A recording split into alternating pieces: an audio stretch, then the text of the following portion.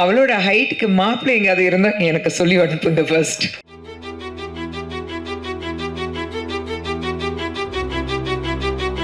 Pushpa madam, 2026 முக்கியமான வருஷமா இருக்கு. பெரிய பொண்ணு ஆரம்பம் படத்துல ஹீரோயின் ஆகிறாங்க, சின்ன பொண்ணு கிரியேட்டிவ் ப்ரொடியூசர் ஆயிருங்க. இது எப்படி ஃபீல் பண்ணுவீங்க? 2 பொண்ணு வந்து நீங்க இருக்கும்போது சார் படம் பண்ணிட்டு இருக்கும்போது அவ்வளவு இதா வந்து அடுத்த தலைமுறையா வராங்க. என்ன அட்வைஸ் பண்றீங்க 2 பேரும்? மீனாட்சி சார், பசங்களுக்கு இப்போ அட்வைஸே தேவையில்லை. நம்ம தான் அவங்கக்கிட்ட கற்றுக்க வேண்டிய பல விஷயங்கள் இருக்குது. நம்ம தாட்ஸ் கொஞ்சம் பழைய தாட்ஸ் இருக்கும், இப்படி தான் இருக்கணும், இப்படி தான் இருக்குன்னா ப்ராபப்ளி நானும் சுந்தர் சார் இன்னி வரைக்கும் சக்ஸஸ்ஃபுல்லாக இருக்கோம். இல்லை அவர் ஆஸ் அ டைரக்டர், நான் ஆஸ் அ ப்ரொடியூசர்னா இந்த மாதிரி ஒரு யங் மைண்ட்ஸோடைய அவங்களுடைய தாட் எடுத்துகிட்டு அவங்களுக்கு தெரியும் இப்போ இருக்கிற ஜென்ரேஷனுக்கு என்ன வேணும். ஏன்னா they are the cinema going crowd இல்லைங்க.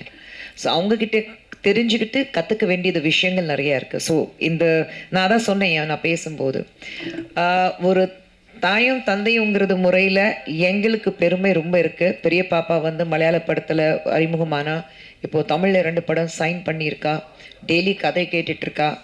அவள் வந்து நான் எந்த மாதிரி படங்கள் பண்ணணும் எனக்கு தெரியும், அப்படி தான் நான் பண்ணுவேன்.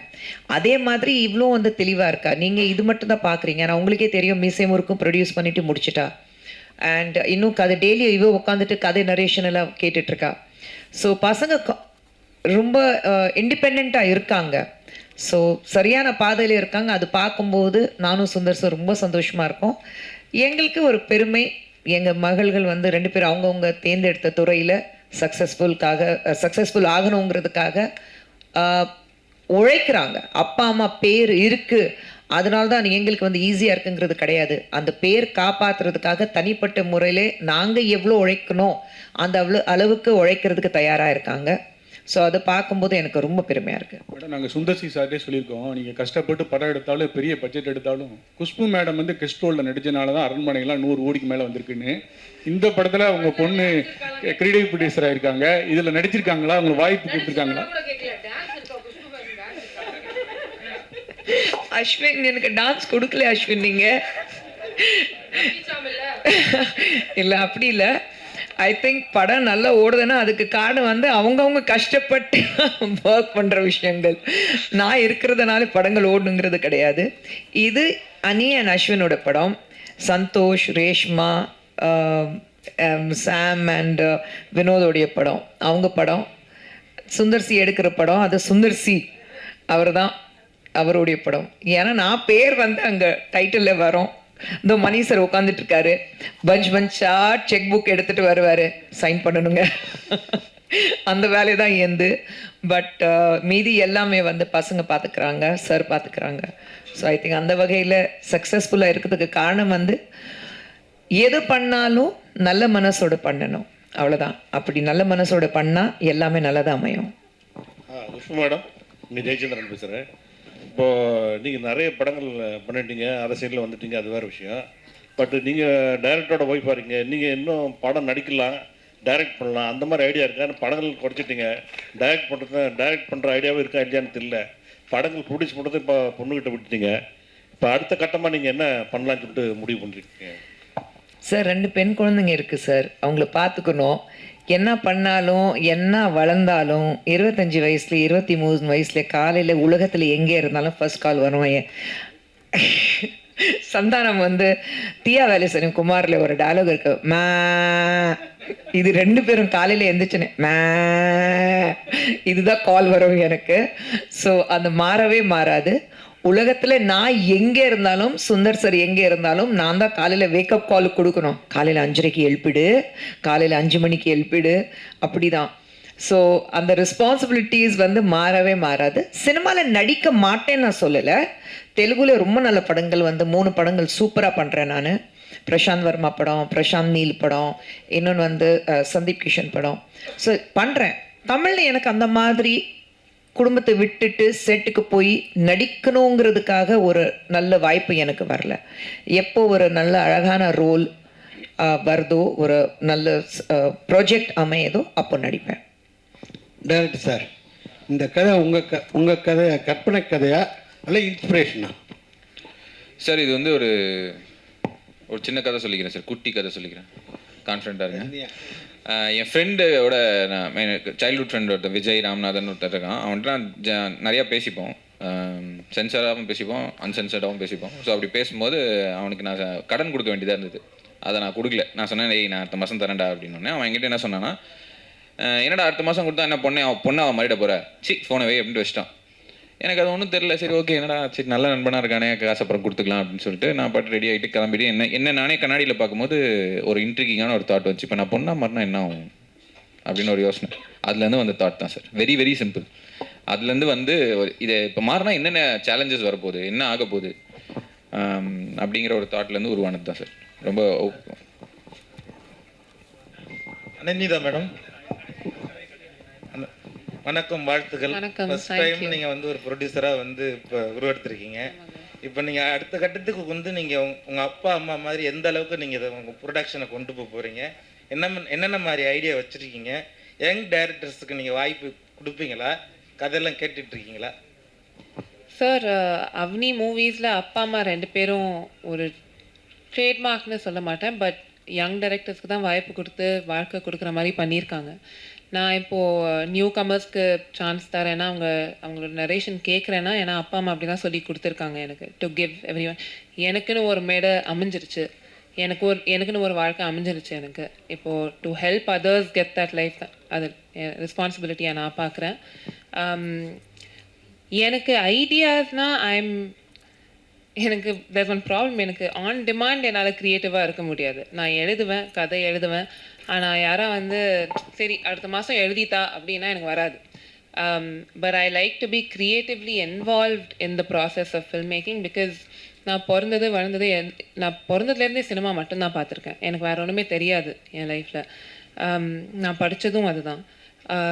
I will be creatively involve. நான் எந்த படம் பண்ணாலும் க்ரியேட்டிவ்லி ஒரு அளவுக்கு நான் என்னோட இன்வால்வ்மெண்ட் இருக்கும். But that's because I have that faith in my self. Fortunately நான் ஒர்க் பண்ணுற டைரக்டர்ஸ்க்கும் என் மேலே அந்த ஃபேத் இருக்குது. யா சார், நான் இப்போ I've signed another new comer director எங்கள் நெக்ஸ்ட் ஃபிலிம்க்கு. அந்த அனௌன்ஸ்மெண்ட்டும் கூடிய சீக்கிரம் வரும். அதுக்கும் நீங்கள் வந்து சப்போர்ட் பண்ணுவீங்கன்னு நம்புகிறேன்.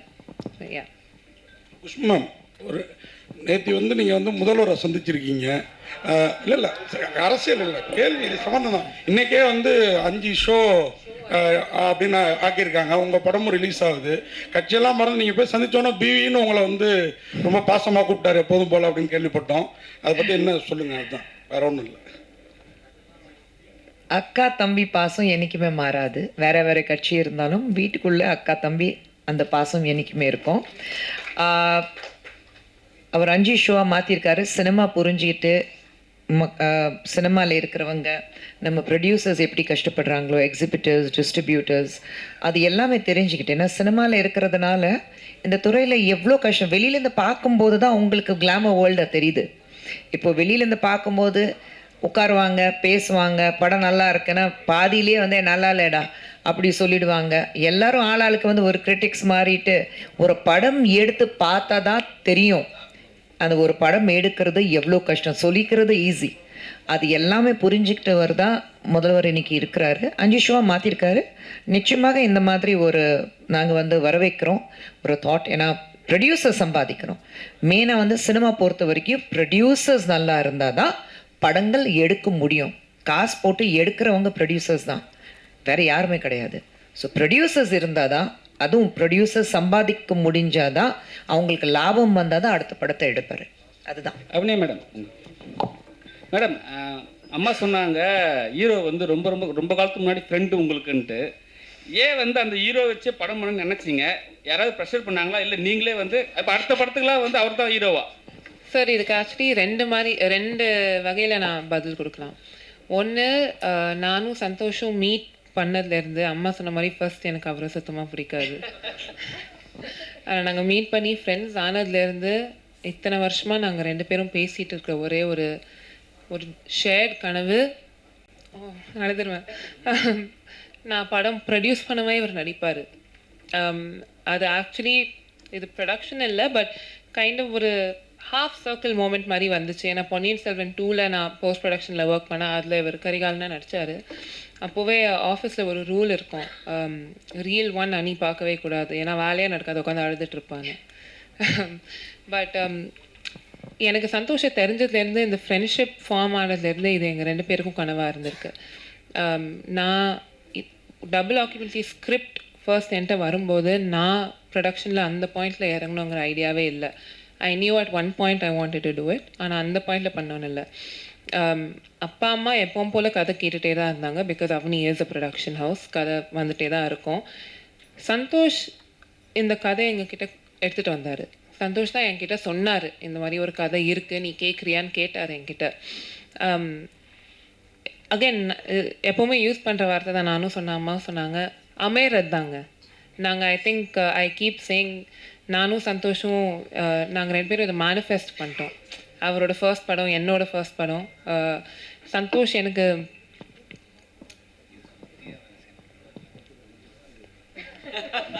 சந்தோஷ் சொல்கிறாரு, நாகூர் பிரியாணி உளுந்தூர்பேட்டை நாய்க்கு தான் போய் சேரணும்.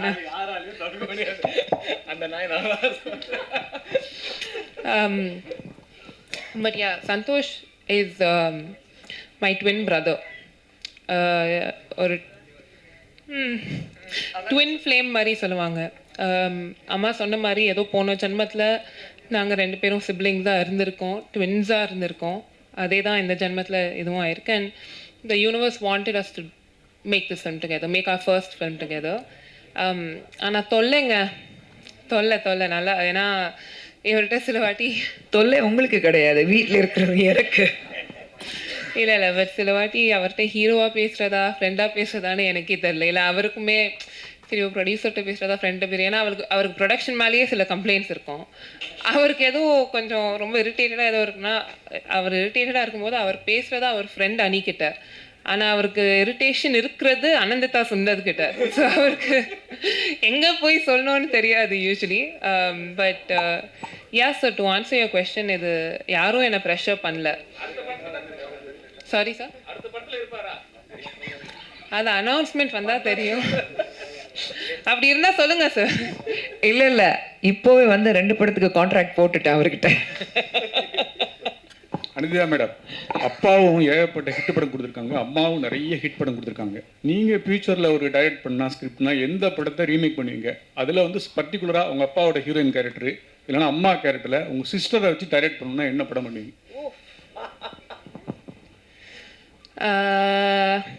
நான் 2 படம் சொல்கிறேன்.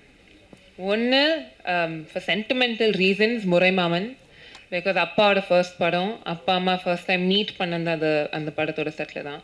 So one Muraimaman. செகண்ட், இது படமாக என்ன, இது திருப்பி எடுக்க முடியாதுங்க இந்த மாதிரி படம்லாம். பட் உள்ளத்தை அளித்தா, அதில் அந்த ஒரே அந்த ஃபோன் கால் கிட்னா நாயேன்னு அந்த சீன் இருக்கும்ல, அதெல்லாம் நான் அப்பாட்டியே கேட்பேன், என்னன்னு யோசிச்சு எழுதிங்க, எப்படி இதை எடுத்தீங்க. I will never, I think எனக்கு ரீமேக்னு இல்லை, but I want to go back in time. அன்றைக்கி ஷூட்டிங்கில் அப்பா பக்கத்தில் உட்காந்து அவர் என்ன யோசிச்சு அதை எடுத்தார், என்னன்னு எழுதியிருப்பார், என்னன்னு டிஸ்கஸ் பண்ணியிருப்பார், that I want to know. But அப்பா ரீமேக், ஐ திங்க் அப்பா பண்ண படம்லாம் ரீமேக் பண்ண முடியாதுங்க.